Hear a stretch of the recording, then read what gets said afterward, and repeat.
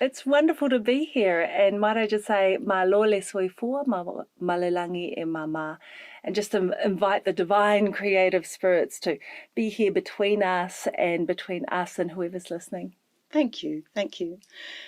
I want to know a bit about Mophead because I happen to know about it, but I think lots of people might not know what Mophead is, how it came to be, how it became so popular, and it started in your head with an idea and with your hair, I believe, It didn't started it? with my hair, Yeah. actually, yes. Well, you mentioned I was a former poet laureate, and my tenure was from 2017 to 2019. And it was a wonderful surprise. I didn't know much about the role of poet laureate, even though it had been around since 1996. Our first laureate was Bill Manhire. I knew nothing about the story really, and I thought that's quite surprising given that I'm an academic in an English department. So if I don't know much about it, how does everybody else know anything about it? It is New Zealand's highest monetary award for being a poet. They are taxpayer dollars, and I just thought the community needs to know that this belongs to them after all they're funding it. And so I thought at the end of my tenure, the usual way that a laureate ends their tenureship is to have a book of poems published, kind of an overview of the last 2 years, and the brief is very loose, so it could just be whatever they like to write about or about being laureate in New Zealand and elsewhere. And I thought I wanted to tell the story of how I was or became the 11th poet laureate, the first Pacifica poet laureate, the second youngest poet laureate, and the fifth woman poet laureate, and to kind of marry all those things together and what that meant for the role. For me, I'm actively in schools a lot. And that the reason why I'm in schools a lot is in that first Mophead book.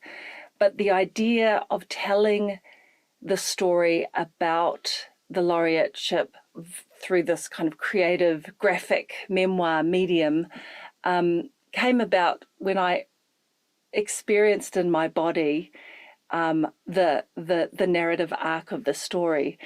And when I was at the investiture ceremony at Matahiwi Marae in 2017, when Jacob Scott, the carver, the Māori carver, who carves each laureate their own walking stick or toko toko, which it's also a talking stick, and he carves it to reflect their aesthetics, their experience, who they are. And when he unveiled mine, he had put a fue or a Samoan talking chief's fly whisk on the top of it.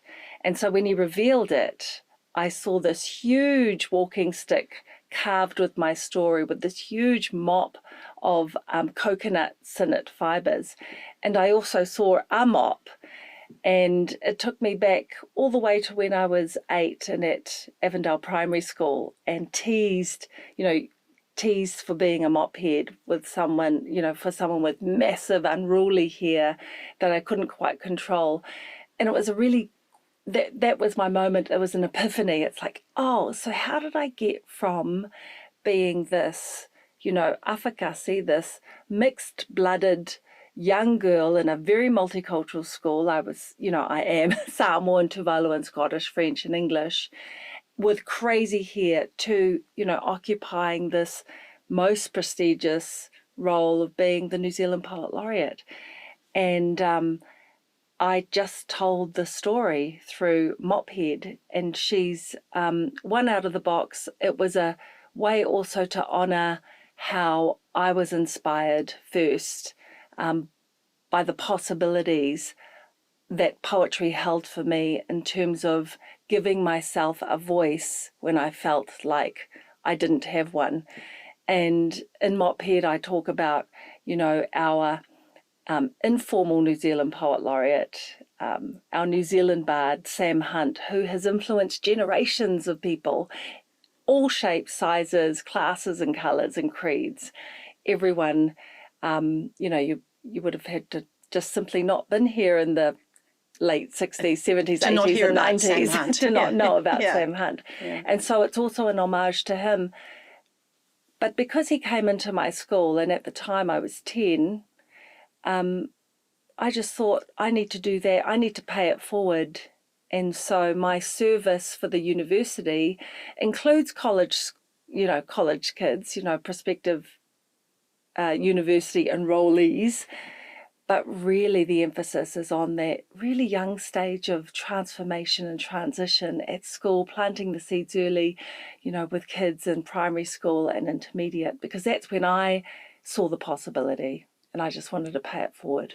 And you really did. How did you decide to illustrate it yourself? Because I guess it's one thing to write it. That's your thing. That's what you're trained to do and what people might expect you to do, even in a different kind of medium, I guess, to poetry. But you've created an entire persona of Mophead that is just, and all of her world, that has just sort of enchanted people. And I can see why it has. But how did you decide you were going to be the one to draw it? It sounds like one of those kind of mythic beginnings, but I woke up in bed with the idea and wanted to get things down as quickly as possible. So I grabbed my journal and I just roughly sketched out and storyboarded from beginning to end. And when the muse hits you, you should not interrupt or do anything to disrupt the flow. And so I quickly sketched it in these tiny thumbnail sketches across maybe 10 pages in my journal until I got to the end, because I knew I had to begin with the mop and end with the toko toko. And it was my way of kind of sorting out the narrative very quickly. I didn't want to get bogged down into writing this kind of plot-driven linear piece. I wanted to quickly get down the inspirational parts of the story, because like many of my colleagues, I do tend to overwrite and I didn't want to lose the kind of life essence of it. So illustration was the thing that got you there, just having to encapsulate it in a picture. Yeah, I got there faster with the picture than the words. And then I was also experimenting with different ways of personal organization. And I had an iPad that I was kind of wanting to figure out, how do I plan my life between paper, because I love planning on paper, but I also, we're all device driven now and we get sent electronic invitations and they can be slotted in. And I was just kind of trying to figure out how I can maximize this iPad. And then I discovered that it could draw. And so I thought, oh, well, why don't I just take from paper to digital screen and begin drawing this? So I didn't have to start over again. I could just kind of put another layer on it, bury another layer. Like it's really easy. And I bought an app called Procreate for $50. It's the same one that I use now. I love it to bits. It doesn't require ongoing subscription fees or anything. But I took that very rough iPad version of Mophead to my publisher, Sam Elworthy, from Auckland University Press. Yes. And I was actually there on other business. I had just completed maybe a 60,000 word memoir of my poet laureate journey.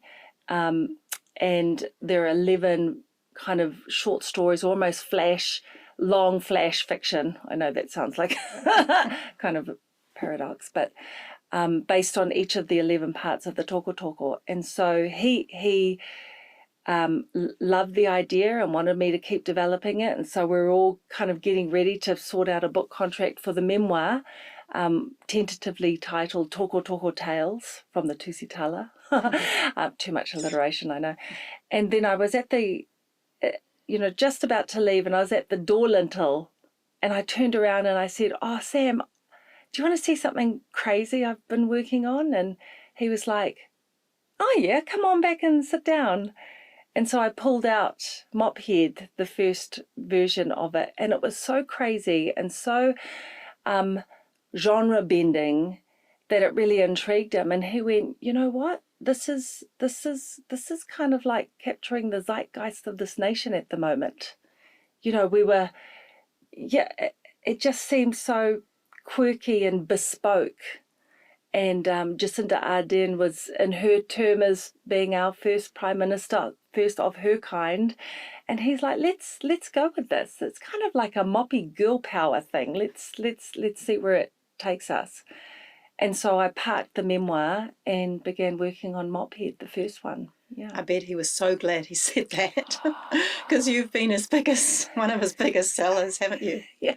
Well, when it took out a number of awards, but my favourite one, of course, is the Margaret Mahy Supreme Book Award. And Margaret Mahy is children's literature in this country. Her fantastic tales, bizarre and so captivating of children's imaginations.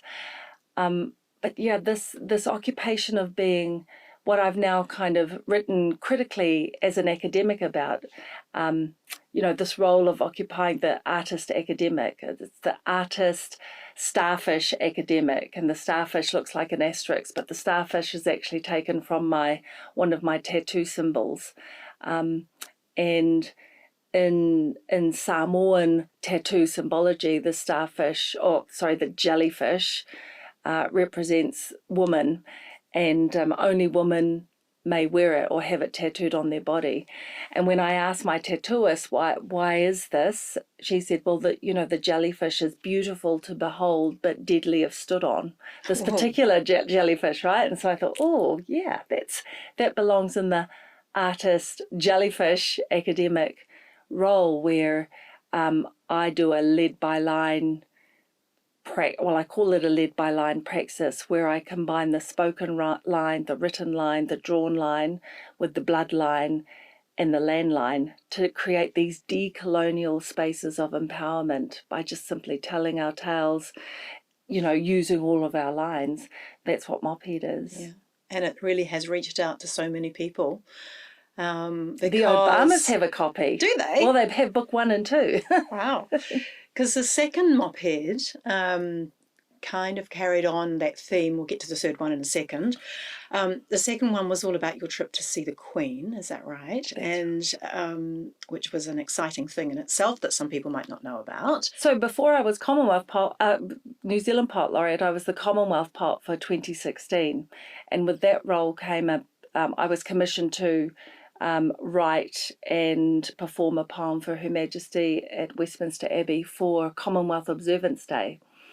And so Mophead 2, T being spelt T-U, which is the Māori word and the Samoan word for stand, tells the tale of what that involved, being from a former colonised nations, both Aotearoa and Samoa and Tuvalu, what it means to stand in that, the heart of the British Empire and serve the Queen,